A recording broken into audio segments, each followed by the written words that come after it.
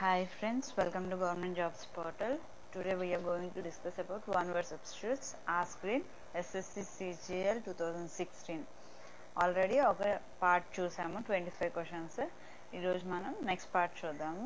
So let's get started. Part 2. One who pretends to be what he is not. అంటే one who pretends to be what he is not, hypocrite. అంటే అతని ఆలోచన ఒకలా ఉంటుంది, చేసే పనులు ఒకలా ఉంటాయి, లేదంటే పనులు ఒకలా ఉంటాయి, మాటలు ఒకలా ఉంటాయి. అంటే అతనిలా కాకుండా వేరే వాళ్ళలాగా బిహేవ్ చేయడం అనమాట, వేరేలాగా బిహేవ్ చేయడం. సో అతన్ని హిపోక్రైట్ అంటాము.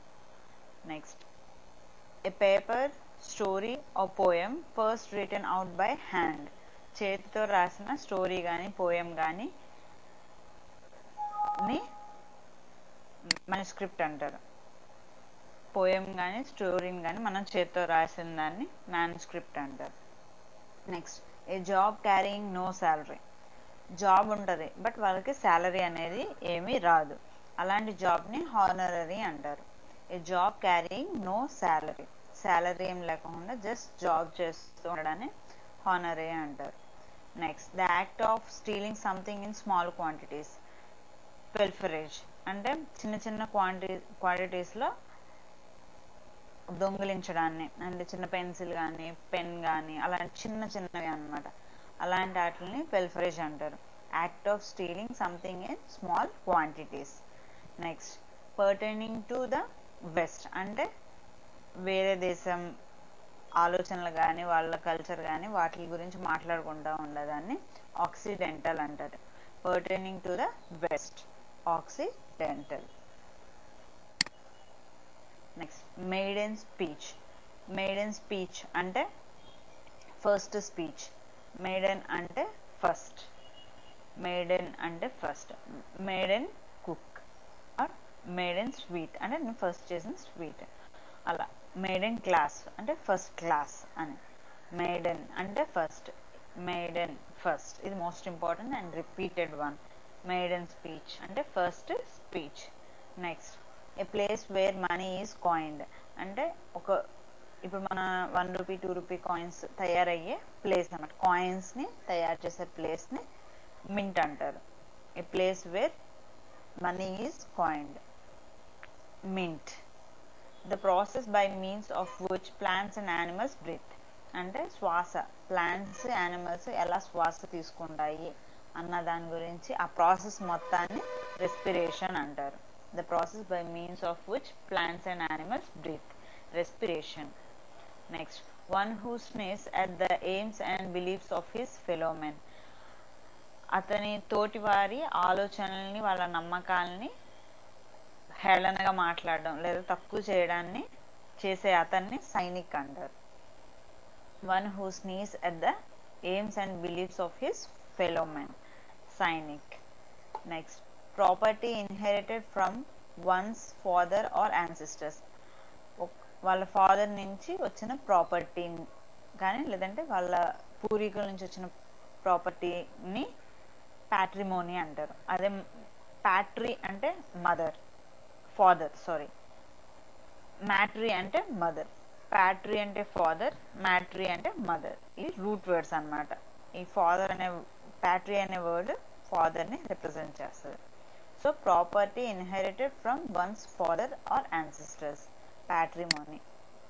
Next, a person who is womanish in his habits, effeminate. అంటే అతను ఒక మేలే కానీ చేసే పనులు చేసే విధానం అంతా ఒక లేడీ చేస్తే ఎలా ఉంటుందో అలా చేస్తూ ఉంటారు, వాళ్ళని ఎఫినిమేట్ అంటారు. A person who is womanish in his habits, అలవాట్లలో. మనిషి మారడం కాదు, అతని అలవాట్లు కనుక కొంచెం ఆడవాళ్ళు చేసినట్టు ఉంటే, ఆడవాళ్ళు చేసే విధంగా చేస్తే కనుక ఎఫినిమేట్ అంటారు. ఇది చాలా important and repeated one. One who is converted from one religion to another. ఒక రిలీజన్ నుండి ఇంకో రిలీజన్కి మారే వాళ్ళని ప్రోస్టలైట్ అంటారు, ప్రోసెలైట్.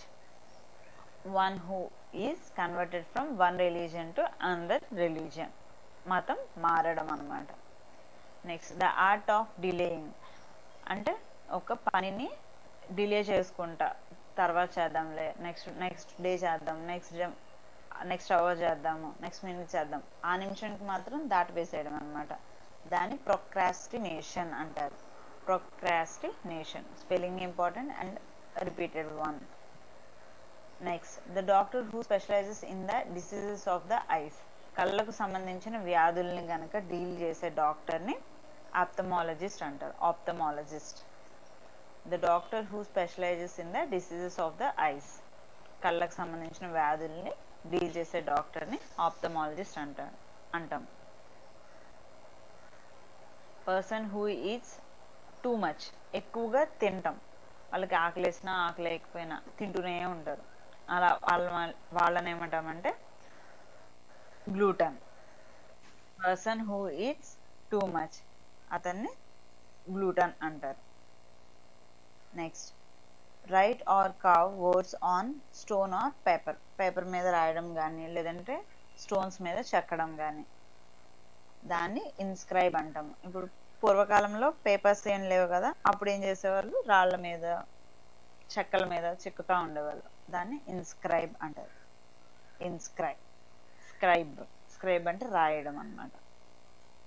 Next, unable to pay once డెబ్ట్ అంటే అతను చేసిన అప్పుల్ని తిరిగి కట్టలేకపోవడం, చెల్లించలేకపోవడం, అతన్ని ఏమంటారు, ఇన్సాల్వెంట్ అంటారు.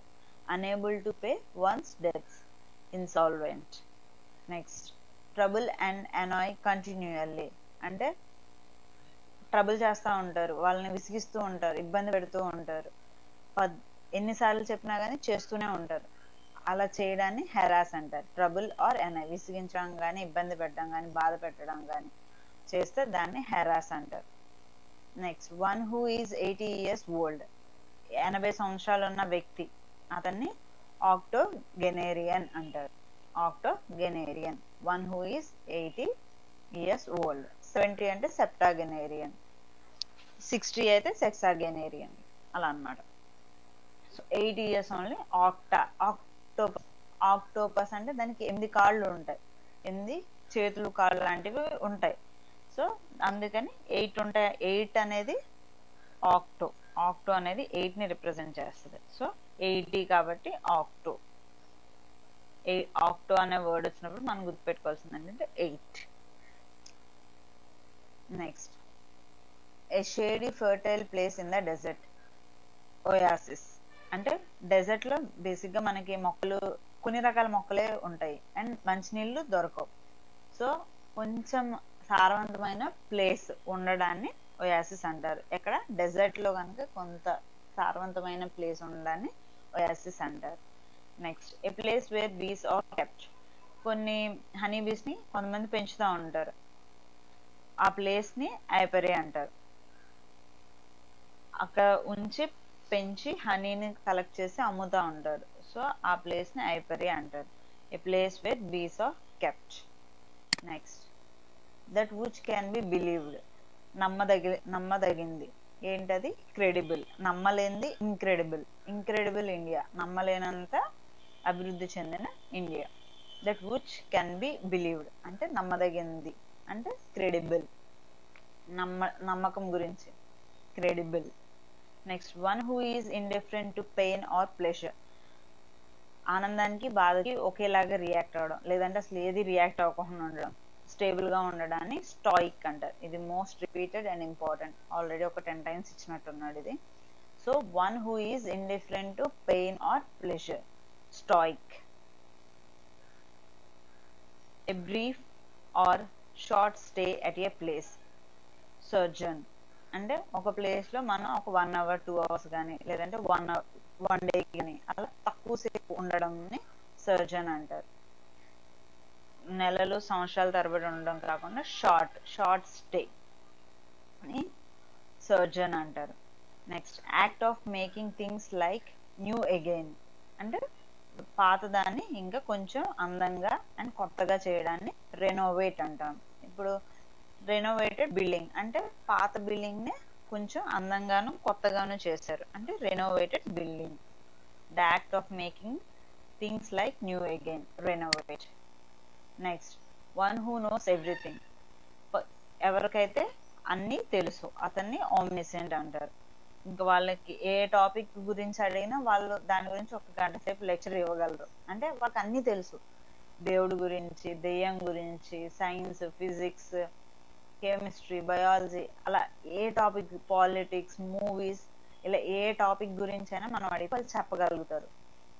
వాళ్ళని ఆమ్నిసెంట్ అంటారు. వాళ్ళకి అంత నాలెడ్జ్ ఉంటుంది. ఆమ్ని అంటే ఆల్, ప్రతిద ఆమ్ని అనే వర్డ్ ఆల్ని రిప్రజెంట్ చేస్తుంది. So next, any morbid dread of water. Any morbid dread of water. Hydrophobia అంటే వాటర్కి సంబంధించి భయం అనమాట. వాళ్ళు నీళ్ళలోకి వెళ్ళలేరు, కొంచెం బోట్లో వెళ్ళాలంటే భయపడతారు, చిన్న చెరువు చూసినా భయపడిపోతారు, దాంట్లోకి వెళ్ళలేరు అనమాట.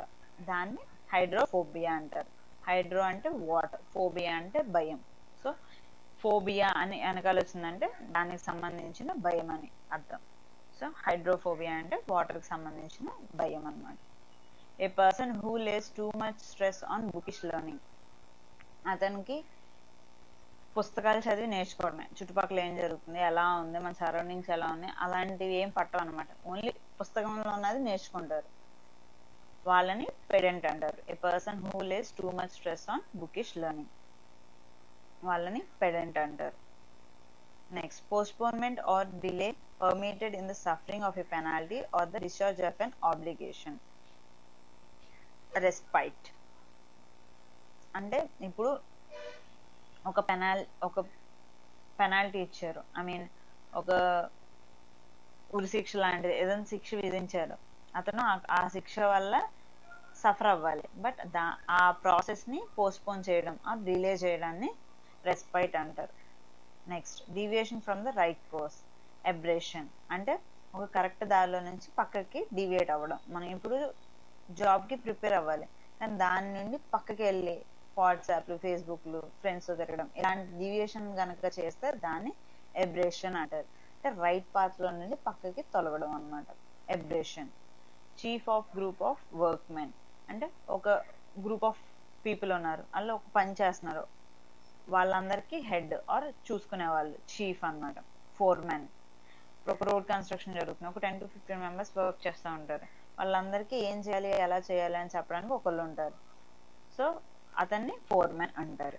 సో ఇవి one word substitutes. Remaining one word substitutes next క్లాస్లో చూద్దాము. ఏమైనా డౌట్స్ ఉంటే కింద కామెంట్ చేయండి. అండ్ మోస్ట్ ఇంపార్టెంట్ థింగ్, మీకు కనుక ఈ వీడియో నచ్చితే లైక్ చేయండి అండ్ మీ ఫ్రెండ్స్ అందరికీ షేర్ చేయండి ఎవరైతే ఎగ్జామ్స్కి ప్రిపేర్ అవుతున్నారో. ఈ వన్ వర్డ్ సబ్స్టిట్యూట్స్ అనేవి vocabulary one word substitutes SSC CGL చెప్పాను ఆల్రెడీ. 3 క్వశ్చన్స్ టైర్ 1లో కన్ఫామ్గా ఉంటాయి అండ్ టైర్ 2లో 10 to 11 క్వశ్చన్స్ కన్ఫామ్గా ఉంటాయి. అండ్ మీరు కనుక ఇంకా మా ఛానల్కి సబ్స్క్రైబ్ అవ్వకపోతే సబ్స్క్రైబ్ చేయండి. అండ్ మోస్ట్ ఇంపార్టెంట్ థింగ్, మీ ఫ్రెండ్స్ అందరికీ షేర్ చేయండి. So thank you for watching the video. Bye bye.